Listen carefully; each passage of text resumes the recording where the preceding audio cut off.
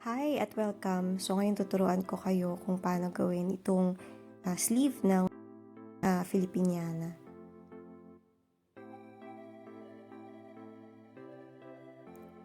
So dito, pina-pattern out ko, pinapalaki ko ng kaunti yung pattern ng Filipiniana ko. Tapos, meron akong tatlong bagay dito.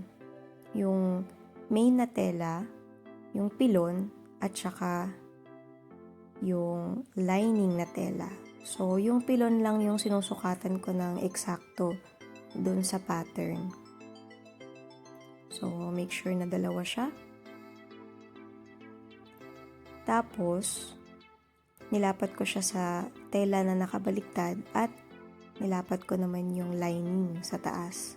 So, hindi ko muna eksaktong sinukat yung main tela at saka yung lining. So, ito na siya, tatlo. So, pinagdidikit ko yung mga tela. Tapos, tatahiin natin yung babang part lang, yung diretso na part ng ating sleeve end. Make sure na yung ating right side ay nakapaloob. Nakaharap siya sa lining. Tapos, ang pinakataas naman ay yung pilon. Ito na rin yung pilon yung ating magiging guide. Tapos, ikat nyo yung ilalim. At pwede nyo nang i-flat sa plancha.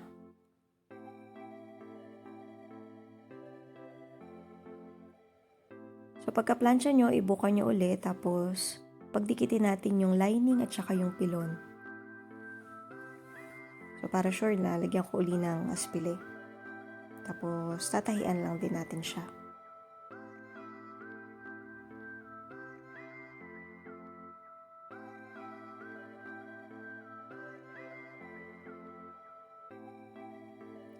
So, pagkatahin nyo, pwede na natin gupitin yung lining. Tapos, ginapit ko lang din yung babang part ng main tela.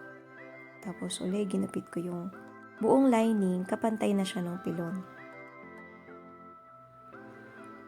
So, ipapakita ko yung reason kung bakit ginapit ko yung baba lang nung ating tela na main. Yan, ito yung reason. Kasi tatahian ko siya sa loob para hindi kita sa labas or sa ilalim yung tahi.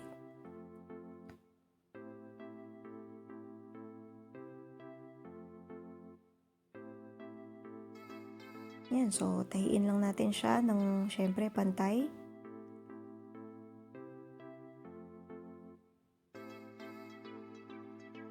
Tapos dito, babaliktarin ko na siya into the right side.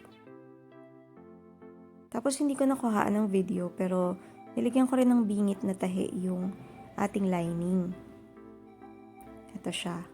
So may bingit na tahi yan. Tapos yung pagkakaplansya ko, pinlansya ko siya na nakalitaw yung right or yung main na tela.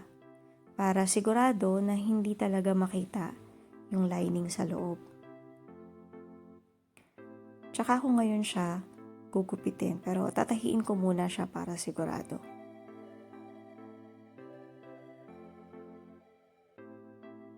So ito medyo mahirap lang siya kasi nalock na natin yung gilid.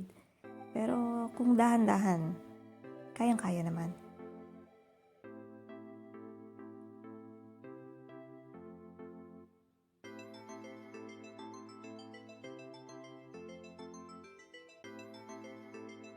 Ayan na siya. So, gupitin na natin yung tela. Pantay na silang tatlo dapat.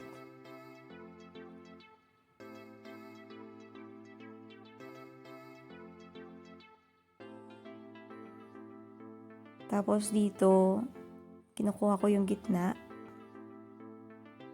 Yep. Kinat ko lang siya ng kaunti para meron akong marka. Tapos, nilalagyan ko na siya ng pleats. So, yung pleats na napili ko ay, yung width niya ay 1 cm. Sa taas at sa baba. So, gaano kadaming pleats yung ilalagay ninyo? Syempre, until ma-achieve nyo yung arm opening ng inyong damit. Lalo na kung kagaya ko, ididikit ko siya dun sa damit. Meron kasing iba na hindi nila dinidikit sa damit yung arm opening. Kasi mas maganda nga naman, mas flat. Tapos, hindi ko i-recommend yung tela na gamit ko. Para siyang synthetic na silk. Hindi ko alam kung anong tawag dito. Pero makapal siya, tapos mahirap siyang i-flat sa plancha. So, maganda kung gumamit kayo ng something like cotton na tela.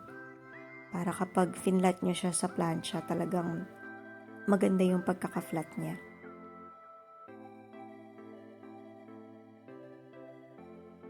So, ayan, medyo konting tiyaga lang talaga. Kung gusto nyo na tahiin na siya ng kamay, mas maganda.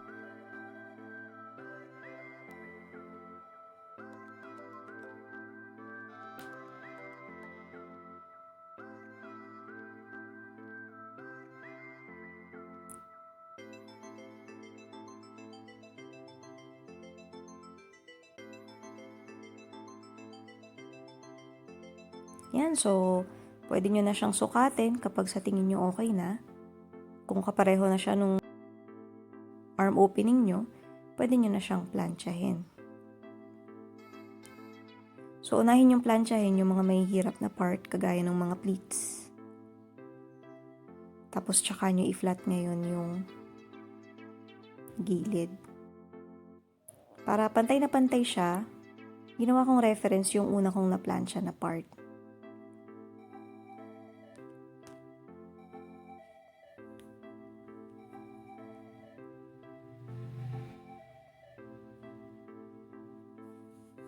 Ayan na siya, tapos ikakabit ko siya sa aking dress. Kung gusto nyo makita o malaman yung tutorial naman kung paano gagawa, kung beginners kayo, kung paano gagawa ng dress, meron akong A-line na tutorial dun sa iba kong video mula sa pagsusukat hanggang sa pananahi. Sana panoorin nyo din. Ayan na siya. So, aspilin na naman tayo, aspilin na naman, hanggang sa yung buong sleeve natin or arm opening natin ay maging pantay na. So, kung kailangan nyo ng adjustment, kailangan palakihin ng kaunti yung pleats. Basta mag-a-adjust kayo sa ilalim, huwag sa ibabaw, para hindi makita.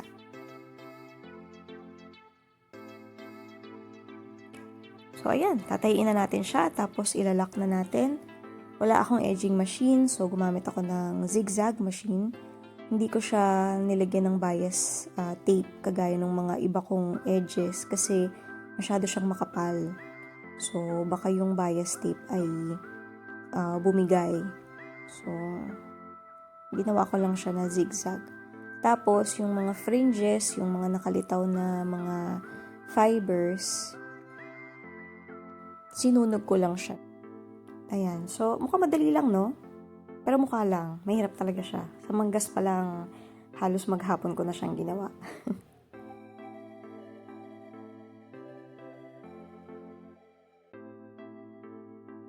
So, ang ating bias cut na Filipiniana.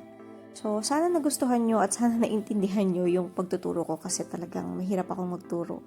At sana magaya nyo din sa future kapag gusto nyong gumawa ng inyong sariling Filipiniana. So, keep on practicing lang. So, that's it. Salamat sa panonood. Thank you. Bye!